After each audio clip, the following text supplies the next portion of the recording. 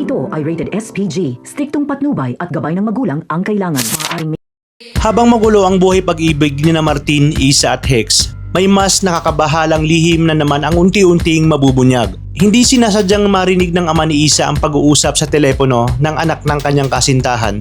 Nagulat siya nang marinig nitong inuutusan ang mga tauhan nito na kapag hindi nila naabot ang kanilang kota, lalo pa nilang pahigpitan at pahirapan ang parusa sa mga hawak nila.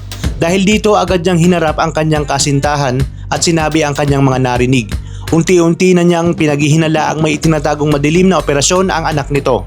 Samantala, isang desperadong magulang ang lumapit sa Task Force Firewall upang iulat na nawawala ang kanilang anak.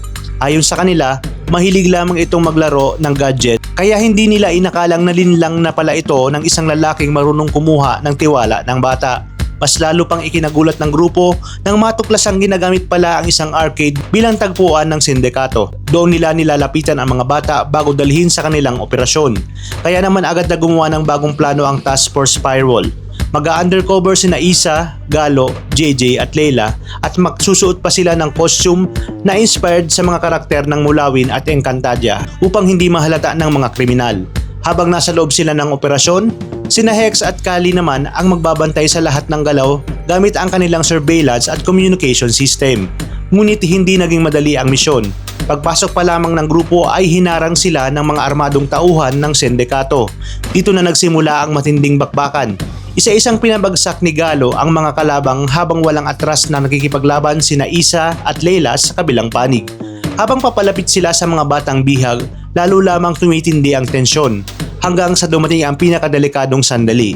Nagkatutukan ng barila ang magkabilang panig. Isang maling galaw lamang ay maaaring malagay sa buhay ng mga bata at ng buong Task Force Firewall sa matinding panganib.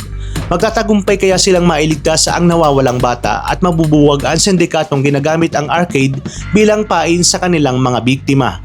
At habang abala ang lahat sa misyong ito, tuluyan na nga bang masisira ang samahan ni na Martin, Isa at Hex dahil sa malalang selos at misteryosong pag-amin nitong si Hex. Abangan ang mga susunod na nakakagulat na mga pagyayari dito lang sa Task Force Firewall.